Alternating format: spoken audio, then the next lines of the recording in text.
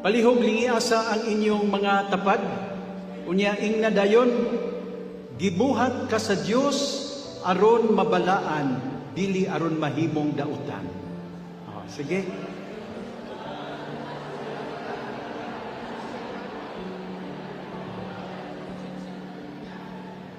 Nindot baya nga pahimangnuan nato ang atong kaugalingon? We were all created by God to become good, not to become wicked.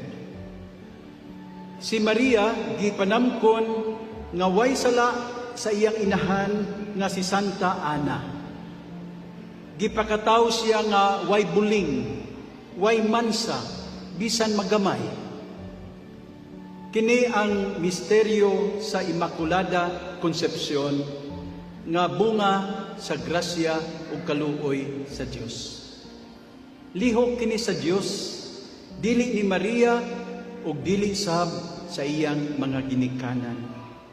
Gibuhat kini sa Dios tungod kay gianda man niya si Maria nga mahimong inahan sa iyang anak nga si Jesus. Mary was the first redeemed by the power of God. Si Maria gipanamkon nga way sala, samtang kitang tanan nahimugso ning kalibutan nga may salang panulundon. We are all marked and wounded by original sin. Ang original sin dili atong sala, pero nakaapikto dako sa atong kinabuhi isip mga anak sa Dios. Unsa may iyang epekto? Dagang higayon nga magbuhat ta sa mga butang bisan na sayod ta nga kinidautan. Unya, daghan sab nga higayon nga dili nato mahimo ang mga butang bisan na sayod ta nga kini maayo.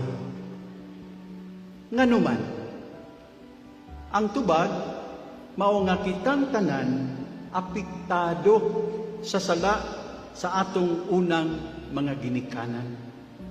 Bisan si San Pablo nakasinati ani, siya mingon, I do not understand my own actions.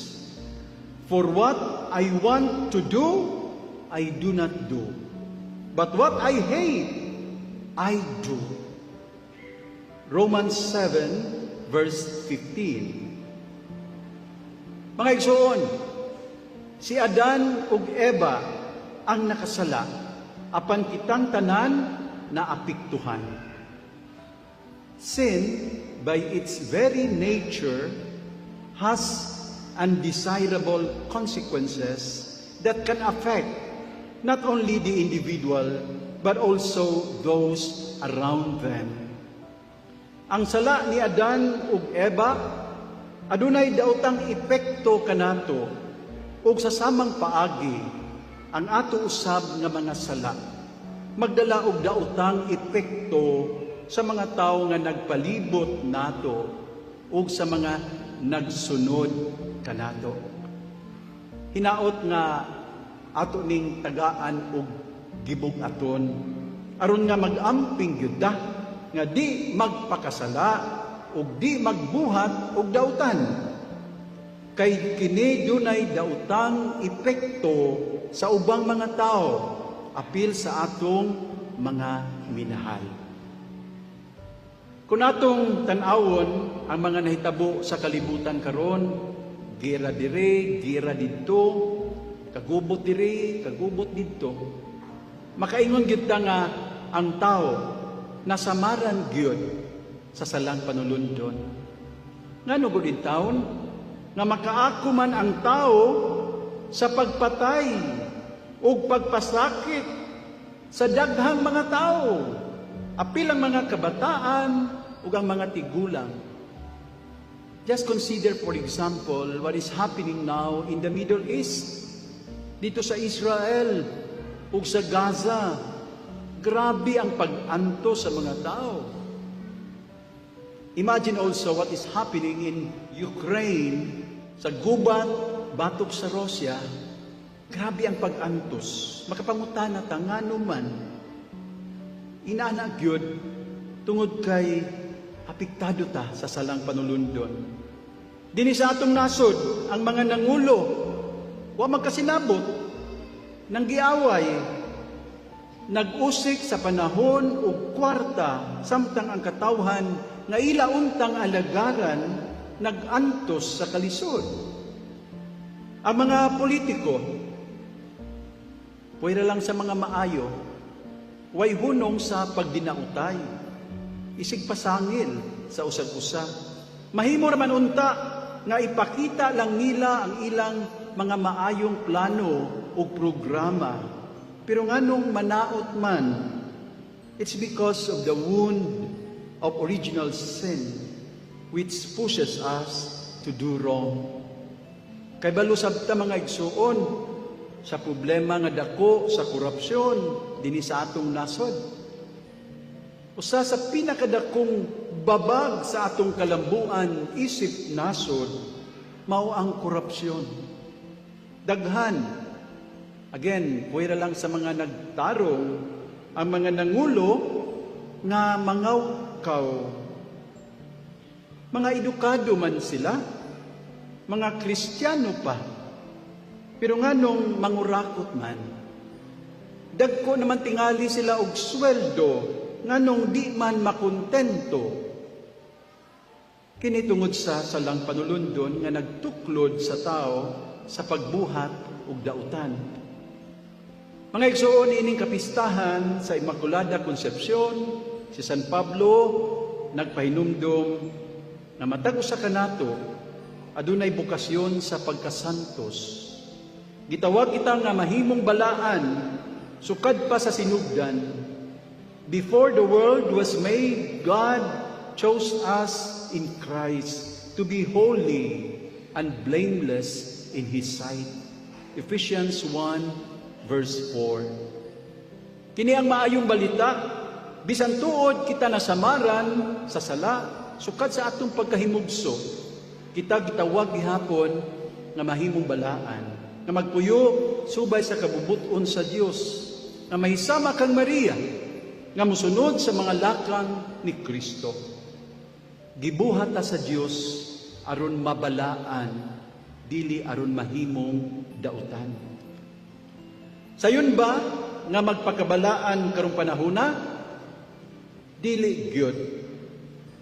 Maglisod na tagduol sa Dios, daghan ang walay panahon sa pag-ampo. Daghan og kalingawan, daghan og ipangbuhat. Di na ta mo sangpit og Dios, mura ra bag mabuhi ta nga wala ang Dios. Di ra bag yun. Wala na tay panahon mo basa o mamalandong sa mga pulong sa Biblia. Pero kung binuang gani, abti kaayo ta mo basa, mo share pa. Ang pulong sa Ginoo nga mao'y pagkaon sa kalag, di nato basahon, ug di sab nato i-share. Sa pagkatinuod lang, mga igsuon, daghan ka nato, dagkog lawas, pero ganiwang ang kalag. Lisod ang magpakabalaan, ug sayon ang magpakadautan. Daghan ang mudasig nato sa pagpangitag kwarta, bisan sa paagi nga yawanon.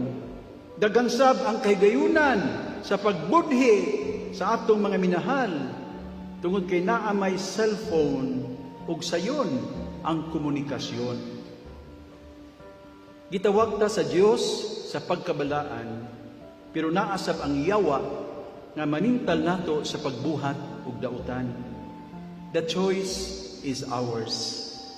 Dili sayo na magtarong apan mahimo gyud nato uban sa panabang sa Dios. Si Maria iyang gipakataw nga way buling sa sala, ug kita usab mahimo niyang tabangan nga magkinabuhi nga hawa sa sala.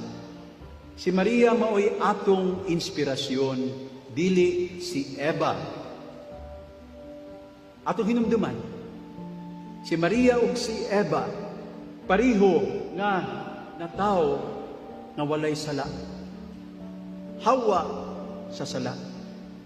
Apan si Eva mipili nga maminaw sa yawa ug misupak sa sugo sa Dios.